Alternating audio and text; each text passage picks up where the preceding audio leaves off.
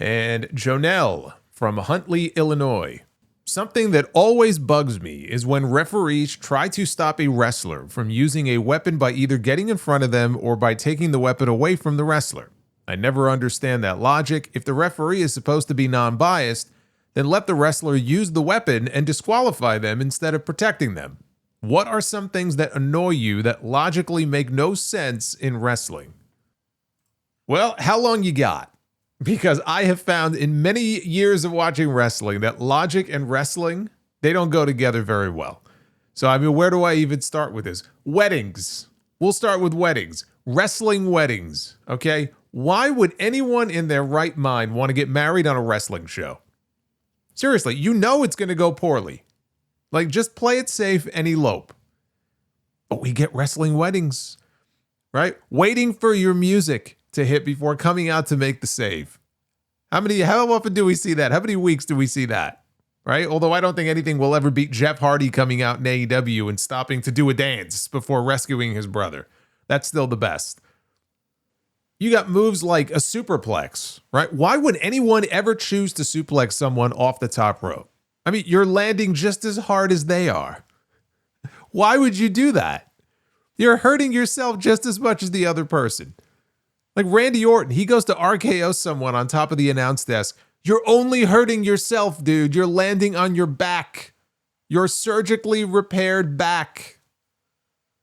Referees, right? For decades, referees, they take bumps and they're down for an extended period of time only to then very conveniently revive themselves just in time to count the fall. How convenient. You've got dipshit tag team partners and dipshit managers who distract the referee so that their partner, right, or their guy can get double teamed by the other team. That's genius. Yeah. Why don't you go ahead and occupy the referee so he doesn't see your brother over there in the corner getting his ass handed to him? You got wrestlers that are easily distracted when someone comes out. This is probably my biggest one. This right here is my biggest pet peeve. Just because Triple H relies on it so heavily. In almost every single match, it's like these wrestlers, they never learn. Or they're about to kill someone when someone's theme music hits. Uh-oh. Gotta stop what I'm doing. Why? Kill them and run. Nope. We gotta stop in our tracks. We're frozen. Promos. Promos in the ring where one person is really lacing into the other one and the other person just stands there politely waiting for them to finish instead of double-legging them and beating the shit out of them. Oh, I'm just getting warmed up here. We got a whole bunch more here. What about wrestlers who get kicked in the dick repeatedly and then they fail to wear a cup? Right? After the first time someone pulls that shit on me, all right, I'm running out of that arena to the nearest Dick's Sporting Goods. You can do whatever you want. That's where I'm going. How about trying to literally murder your opponent and no one ever gets the police involved? Like actual felonies that are committed on the show and no one is ever charged with a crime. What about a basic Irish whip into the ropes? Why are you still running? Stop. Turn around and punch him in the mouth. We got wrestlers that get misted in the face or they have powder thrown in their face and they end up getting pinned. Like, does the referee not see the green shit all over the person's face? They look like the Jolly Green Giant just splooged all over their face. That doesn't set off any alarm bells for you? Does he or she not see the powder all over the person's face? I mean, what do they think? They did a little too much nose candy behind their back? I mean, if this was 80s WWF, then sure, but, you know, not today. What else? What else haven't I? General managers, the GMs, who make these impromptu matches during the show. I especially like it when they make multiple matches during the show. So you mean to tell me that you had all week to book a card and you waited until that night and you add 3 matches to the show in real time? What would you have done if they didn't get into a fight at the beginning of the show? Like, how were you planning on filling time during your main event? Open challenges. Right, we got this Ilya Dragunov now is doing the U.S. title open challenge after he beat Sami Zayn. Right, open challenges for championships. Why aren't there people fighting at Gorilla to go out there first? Like one of these days, I want to see them cut backstage and we see like 6 guys in an all-out brawl. Just like crawling towards the curtain to be the first one out. Weapons underneath the ring. That's another one that gets me. Like, who is stocking all of these illegal weapons that are not allowed to be used in a regular match? Like, why aren't the general managers doing anything about this? They have chairs, they have tables, always, every week. There's no PTA meeting happening in the ring. It's a wrestling match. You don't need chairs. You don't need tables. And they brand them. They brand them now. They're endorsing this illegal activity. Boy, they've slapped Slim Jim logos on these things. I could keep going, climbing ladders. Why is no one able to climb a fucking ladder? You've got 8 guys in one match with multiple ladders. It takes 25 minutes for someone to pull down a briefcase. Why?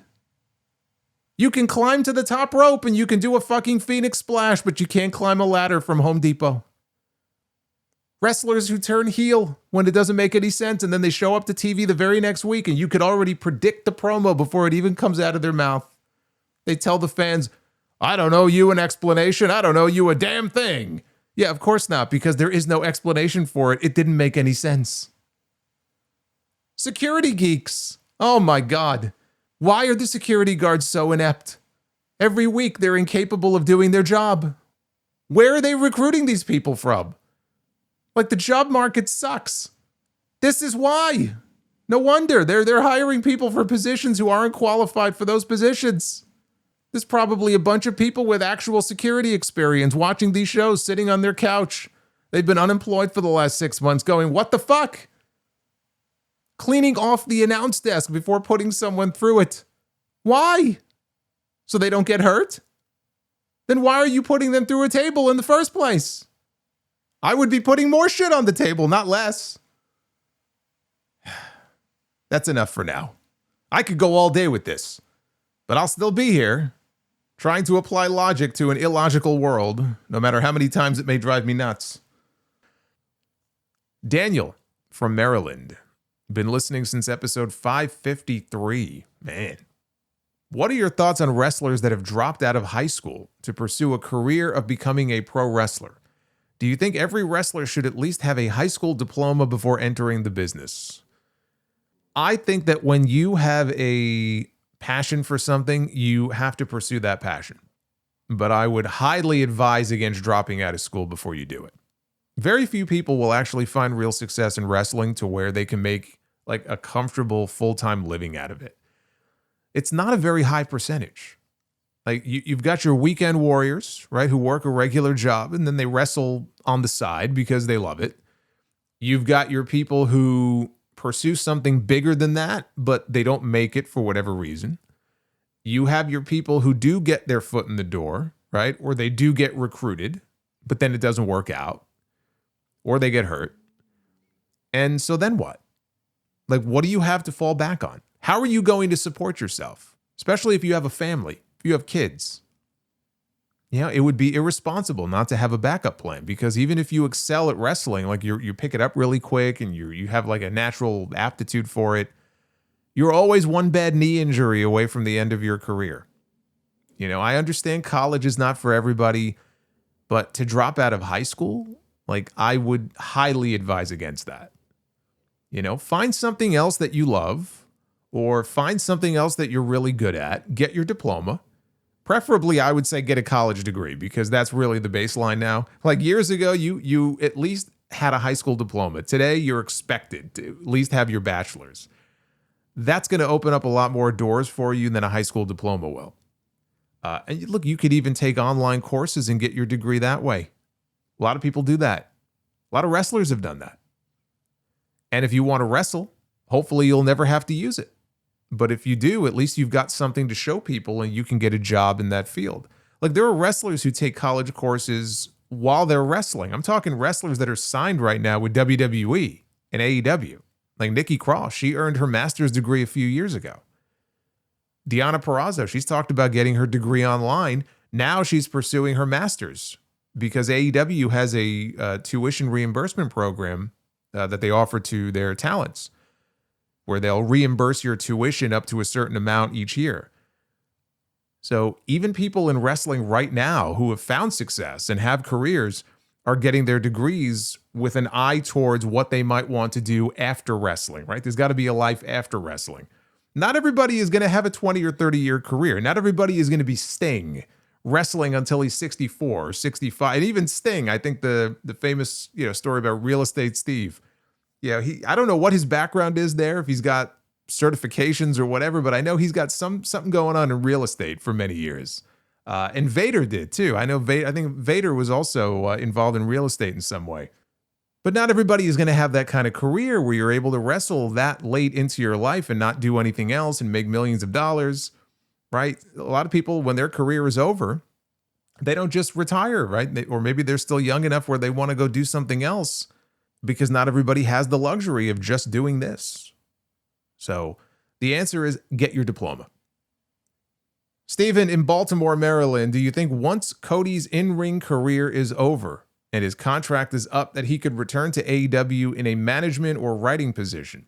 I think it would benefit the company, seeing as how things started to go downhill creatively the minute he left. I don't think we ever see Cody Rhodes go back to AEW ever again. I think that there is lingering bad blood there that was never resolved. I think Cody will talk about it one day in his book. I think when Cody is done in the ring, he's got his eye on one of two things. Either Paul Levesque's job.